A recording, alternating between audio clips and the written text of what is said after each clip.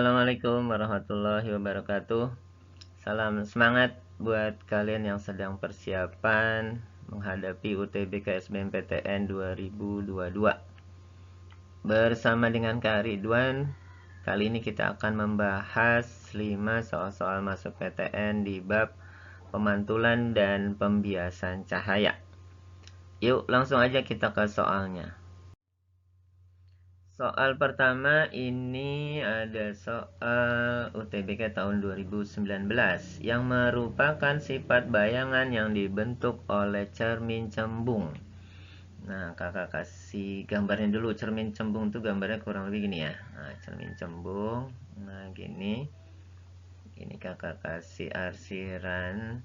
Berarti kalau sebelah sini depan, nah depan dia ngelihat cembungnya, kemudian ini di belakang. Oke. Nah, cermin cembung ini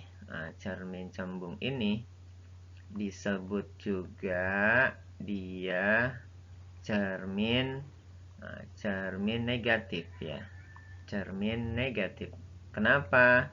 Karena kelihatan tuh dari gambarnya di sini. Ini fokus sama jari-jarinya di belakang sini. Nah, inilah yang menjadikan dia disebut cermin cembung karena fokus dan jari-jari kelengkungannya berada di belakang cermin. Adanya di belakang cermin. Oke. Jadi dia cermin negatif. Nah, sifat bayangannya apa? Jadi bendanya mau deket sini, mau agak jauhan lagi, mau lebih jauh lagi bendanya, maka sifat bayangannya selalu sama.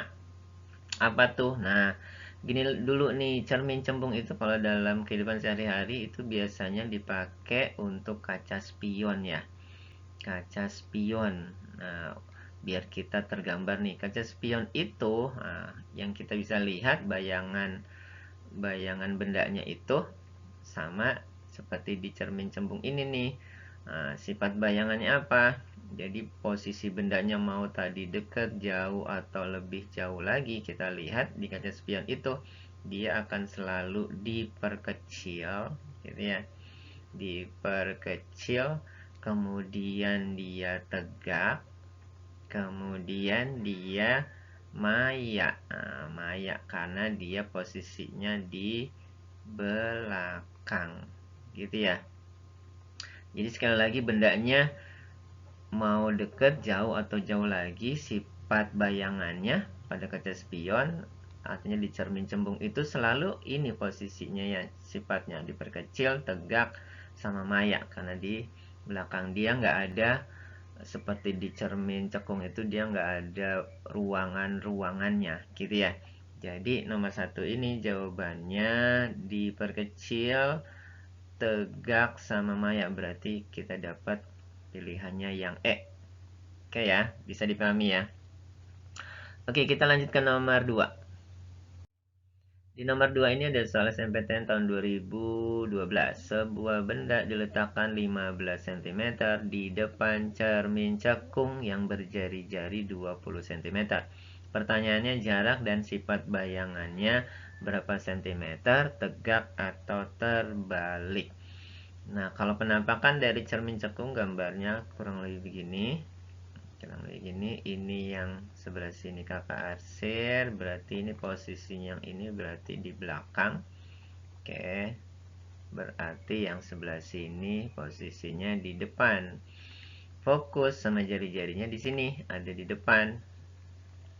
Nah, ini dari cermin ke fokus itu ruang satu. Nah, di cermin cekung itu ada ruangan-ruangannya. Dari fokus ke jari-jari itu ruang 2. Dari jari-jari ke kiri terus dia ruang 3.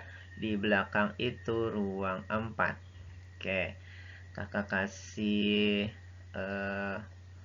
hafalannya nih. Jadi kalau misalnya ini ruang benda, oke, sebelah sini adalah ruang bayangan. Sebelah sini adalah sifat bayangannya. Oke, sifat bayangan. Nah, sambil mengingatkan nih. Jadi kalau bendanya di ruang 1, maka bayangannya pasti di ruang 4. Karena jumlah ruang benda ditambah ruang bayangan itu harus 5. 1 tambah 4, 5. Nah, sifat bayangannya apa? Ruang 4 itu ada di belakang. Di belakang itu maya. Maya selalu tegak. Oke, diperkecil nih. Lihat angkanya dari 1 ke 4. Itu berarti diperbesar. Oke. Kemudian kalau bendanya sekarang di ruang 2, maka bayangannya pasti di ruang 3. Ruang 3 itu ada di depan, dia nyata. Nyata itu selalu terbalik. Oke, diperbesar, diperkecil nih. Diperbesar ya, dari 2 ke 3 diperbesar. Oke, yang terakhir, kalau bendanya ruang 3, maka bayangannya di ruang 2. 2 juga posisinya di depan, dia nyata. Kemudian nyata tadi selalu terbalik. Kemudian diperbesar, diperkecil nih. Lihat angkanya dari 3 ke 2, berarti dia diperkecil. Oke. Nah, kalau dalam perhitungan nomor 2 ini kita menggunakan rumus apa? Masih ingat ya? Rumusnya itu 1/F sama dengan 1/SO ditambah 1/SI. Yang ini ditanyanya sifat bayangan, berarti SI. Nah, kalau kita kasih rumus SI nya berarti SI sama dengan itu SO dikali fokusnya dibagi SO dikurang F. Oke, kita masukin angkanya. SO nya berapa? 15. Fokusnya berapa? Nah, ini kan jari-jari nih. Jari-jarinya 20, maka nilai fokusnya itu adalah setengah dari jari-jari. Sehingga kalau jari-jarinya 20, maka fokusnya 10 cm. Berarti ini 10 dibagi SO-nya 15 dikurang fokusnya 10. Oke. Jadi sama dengan ini 150 dibagi ini 10 ya. Itu 5. Jadinya ini 30 cm. Nah, terbalik atau tegak? Lihat di kolom catatannya ini ya. Berarti kan ini 15, bendanya fokusnya 10, berarti posisi bendanya itu sebetulnya ada di ruang 2 nih. Di ruang 2, nanti bayangannya di ruang 3. Ruang 3 dia nyata terbalik diperbesar, berarti 30 cm dan posisinya terbalik ya. Jadi jawabannya yang D nih. Oke. Kita lanjut ke nomor 3. Di nomor 3 ini ada soal kompeten tahun 95. Suatu benda diletakkan pada jarak 4 cm di muka lensa cembung. Bayangan yang dihasilkan itu tegak diperbesar 5 kali. Pertanyaannya, jarak titik api lensa tersebut atau titik fokus ya, bisa juga disebutnya titik fokus ini atau titik api, fokusnya berapa sentimeter? Oke. Nah, ini hati-hati dengan lensa cembung. Nah, nanti nih hati-hatinya di mana? Nanti nih kakak kasih penjelasan dulu. Nah, kalau di lensa cembung itu kita katakan dia adalah lensa positif nih. Lensa positif. Kalau di cermin positifnya tadi cermin cekung. Oke, jadi dia lensa positif. Oke, sekarang apa sih yang diketahui di soal? Berarti ini SO-nya katanya 4 cm. Kemudian perbesaran, 5 kali perbesaran itu simbolnya M. M sama dengan 5 kali. Nah, dia punya sifat apa? Tegak, kemudian diperbesar. Oke, diperbesar. Oke. Nah, sekarang kita masukin dulu ke rumus M-nya nih. Rumus M, rumus perbesaran itu M adalah SI dibagi SO. M-nya berapa? 5. Sama dengan SI per SO. Sehingga kalau kita nyari SI-nya, SI-nya sama dengan 5 SO. Nah, hati-hati di sini. Nah, ini yang kata kakak hati-hati. di lensa cembung kalau bayangan yang dihasilkan itu tegak. Nah, kalau tegak berarti posisi bayangan itu, posisinya jarak bayangan itu kita kasih min di sini. Nah, ini dikasih min di sini kalau dia bayangannya tegak. Ini yang penting nih, harus ada minnya untuk SI-nya. Oke, sekarang kita baru masukin ke rumus tadi, seper F-nya. Berarti kalau ini seper F sama dengan seper SO ditambah seper SI. Berarti kita tulis lagi ini seper F sama dengan seper SO. Nah, SI-nya kan ini ada minnya, berarti ini jadi min seper SI. Nah, sekarang kalau kita ditanya titik fokus, maka rumus titik fokusnya F sama dengan, berarti ini SO dikali SI per SI dikurang SO. Ini rumusnya nih. Oke, sekarang kita masukin angkanya. F sama dengan SO-nya berapa? SO-nya itu 4. Kemudian SI-nya itu nilainya 5 SO. Nah, minnya nggak usah ya, karena minnya tadi udah muncul di sini minnya. Oke, dibagi dengan SI-nya itu 5 SO dikurang SO. Oke, berarti ini yang atas itu 20 SO per yang ini 4 SO. SO-nya bisa kita coret. Sehingga fokusnya 20 dibagi 4 itu 5 cm. Oke, berarti kita ketemu nomor 3 ini jawabannya yang C. Oke, kita lanjutkan nomor 4. Di nomor 4 ini ada soal SBMPTN tahun 2014. Gambar di bawah melukiskan peristiwa pembiasan sinar.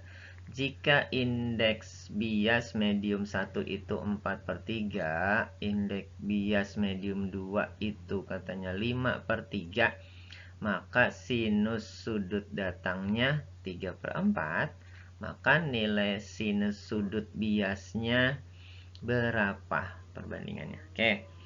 Kita coba atau kalian ingat-ingat lagi hukum pembiasan ya. Hukum pembiasan, siapa yang nemuin hukum pembiasannya? Pembiasan itu ditemukan sama yang dibuat oleh namanya Snellius. Ya, namanya Snellius. Nah, dia bilang salah satu dari bunyi hukum pembiasannya itu bahwa perbandingan katanya, atau ya rasio atau perbandingan sinus sudut datang sin I. Nah, sudutnya I misalnya gitu. Jadi perbandingan sinus sudut datang dengan sinus sudut biasnya R, nah gitu, itu adalah merupakan perbandingannya tetap. Katanya gitu, tetap atau konstan. Nah, dia katakan tetap itu menunjukkan nilai apa? Ini yang disebut sama dia, ini namanya indeks bias. Indeks bias, nilai tetapnya itu disebutnya indeks bias. Simbolnya apa? N. Apa itu indeks bias? Indeks bias adalah nilai kerapatan suatu medium. Jadi setiap medium itu dia punya nilai kerapatan yang berbeda-beda ya. Jadi misalnya ini mengingatkan lagi ada indeks bias udara itu 1. Kemudian indeks bias air itu 4/3. Kemudian ada indeks biasnya siapa, kaca itu 3/2. Oke, ini yang biasanya sering digunakan dalam perhitungan. Oke, nah hukum pembiasan Snellius itu berarti nanti bentuknya jadi begini nih. Berarti ini sin I, sin I dibagi sin R itu jadinya sama dengan N2 dibagi N1. Udah deh, kita pakai rumus ini, kita masukin coba angkanya. Sin I-nya itu adalah sinus sudut datang, dia berapa? 3/4. Kemudian sin R-nya ditanya nih, sama dengan N2 nya itu indeks bias medium 2 itu katanya 5/3. Kemudian Indeks bias yang pertama itu 4/3. Nah, ini 3/4 dibagi sinus R sama dengan ini, 3-nya bisa kita coret. Hasilnya jadinya ini 5/4. Sehingga kalau kita mencari sinus R-nya, berarti sama dengan ini. Berarti 3/4 kamu bagi dengan 5/4. Hasilnya berapa? Hasilnya 4-nya bisa kita coret nih. Jadinya hasilnya 3/5. Oke. Jadi kita ketemu jawabannya itu yang A ya. Oke. Kita lanjutkan nomor 5. Di nomor 5 ini ada soal SNMPTN tahun 2011. Gambar di bawah ini memperlihatkan jalan-jalan seberkas cahaya melalui 5 medium yang berbeda nih, maksudnya ini berbeda mulai dari medium 1. Cahaya bergerak paling lambat di dalam medium yang mana? Oke, di medium yang mana dia? Nah, kita coba pakai hukum tadi pembiasan Snelliusnya itu. Jadi kalau dirumuskan itu sin I gitu ya. Sin I dibagi sin R itu sama dengan tadi rumusnya apa? N2 dibagi N1. Nah, kita hubungkan dengan kecepatan sama panjang gelombang, karena kan dia cahaya bentuknya gelombang, berarti ini sama dengan V1 dibagi V2, nah, gitu ya, sama dengan lambda 1 sama dibagi lambda 2. Nah, rumus lengkapnya seperti ini nih. Rumus lengkap seperti ini. Gimana hubungannya dengan frekuensi? Jadi kalau frekuensi itu dia tetap ya. Jadi kalau frekuensi itu tetap, tapi gelombang cahaya tadi ketika masuk ke dalam suatu medium dia punya kecepatannya berbeda nih, punya kecepatan berbeda dan panjang gelombangnya juga berbeda. Nah, dikatakan di sini cahaya bergerak paling lambat di mana? Nah, kalau kita coba bayangkan, berarti kalau cahaya itu bergerak di medium yang lebih rapat, pasti dia akan lambat, benar nggak? Tapi kalau dia merambatnya di medium yang renggang, dia akan cepat. Nah, kesimpulannya kan seperti itu. Yang mana tuh medium mana? 1, 2, 3, 4, atau 5? Nah, di sini kita dapat pemahaman bahwa semakin kecil sudut, sudut apa?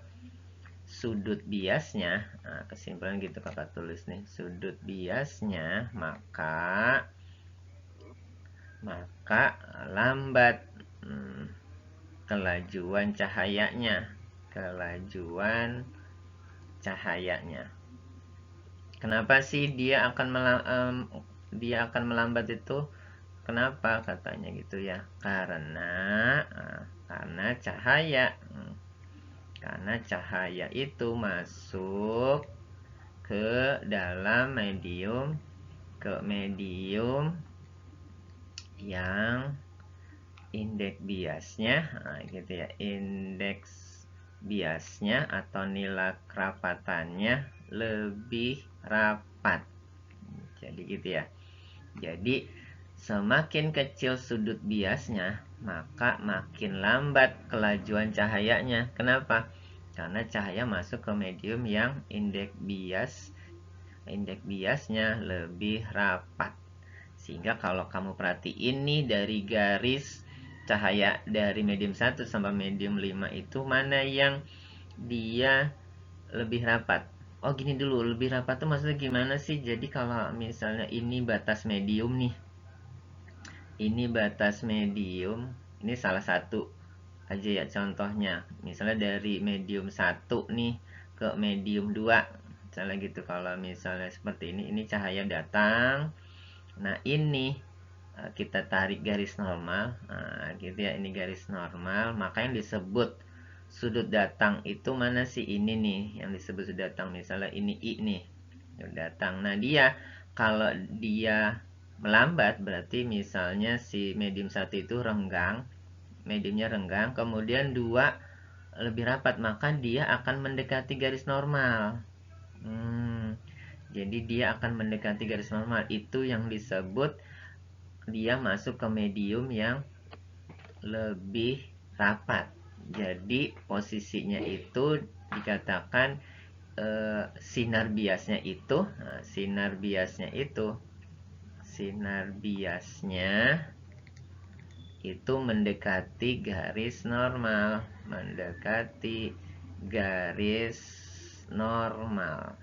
gitu ya, normal. Maka mana sih yang sudut biasnya mendekati garis normal? Nah, itu kalau kalian perhatiin dia ternyata medium yang keempat tuh. Kalau kamu perhatiin, bandingin aja ya. Kalau ini kita tarik garis normal masing-masing ya, garis normal, ini juga garis normal nih.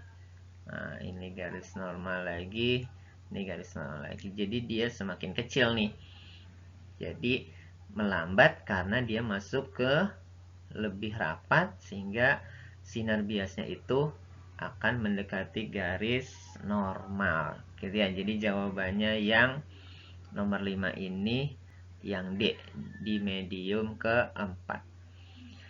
Baik, alhamdulillah kita sudah menyelesaikan 5 soal masuk PTN ini di bab pemantulan dan pembiasan cahaya. Mudah-mudahan kalian bisa pahami. Jika belum paham, kalian bisa tonton ulang lagi videonya. Mohon channel ini bisa kalian like, subscribe, dan share ke teman-teman kalian jika bermanfaat dalam membantu persiapan kalian khususnya di pelajaran fisika. Semoga kakak doakan kalian bisa diterima di PTN favorit yang diinginkan. Salam sukses buat kalian semuanya. Terima kasih. Assalamualaikum warahmatullahi wabarakatuh.